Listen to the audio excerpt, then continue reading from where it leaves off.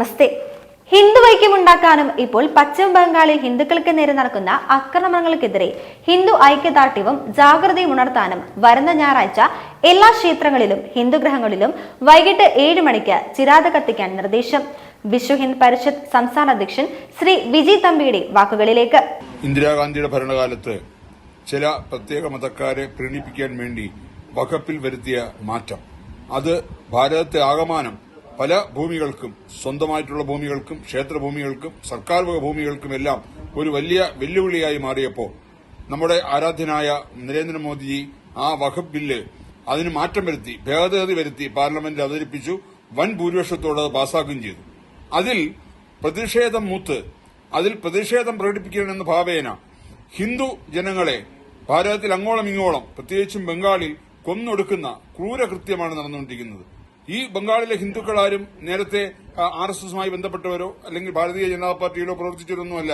അവരൊക്കെ കാലങ്ങളോളം കോൺഗ്രസിനും കമ്മ്യൂണിസ്റ്റുകാർക്കും വോട്ട് ചെയ്ത് കമ്മ്യൂണിസ്റ്റിന്റെ ഒരു 40 വർഷത്തെ ഭരണം മൂലം അവർ അത് മടുത്തിട്ട് അവരെ ചവിട്ടി പുറത്താക്കിയവരാണ്. അവരാണിന്ന് കൊല്ലപ്പെട്ടുകൊണ്ടിരിക്കുന്നത്. ഇതിനെതിരെ ഹിന്ദു സമാജം ഒറ്റക്കെട്ടായി ജാഗ്രതയോടുകൂടി മുന്നോട്ട് പോയില്ലെങ്കിൽ ഇത് നാളെ എല്ലാവർക്കും സംഭവിക്കാം, ഏത് നാട്ടിലും സംഭവിക്കാം.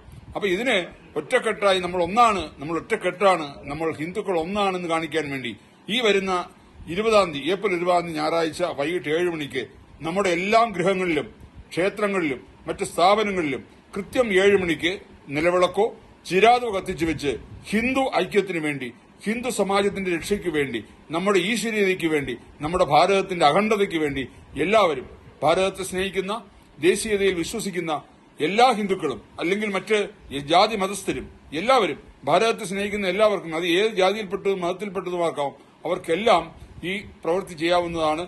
ഇത് ഈശ്വരീയതയ്ക്ക് വേണ്ടിയാണ്, ഭാരതത്തിന്റെ അഖണ്ഡതയ്ക്ക് വേണ്ടിയാണ്, ഹിന്ദു ജനതയ്ക്ക് വേണ്ടിയാണ്, ഹിന്ദു സമാജത്തിന് വേണ്ടിയാണെന്ന് മനസ്സിൽ കരുതിക്കൊണ്ട് എല്ലാവരും തീർച്ചയായിട്ടും ഇത് ചെയ്യുക. ഇതൊരു വലിയ ഒരു പുതിയ ചുവടുവെപ്പാവട്ടെ.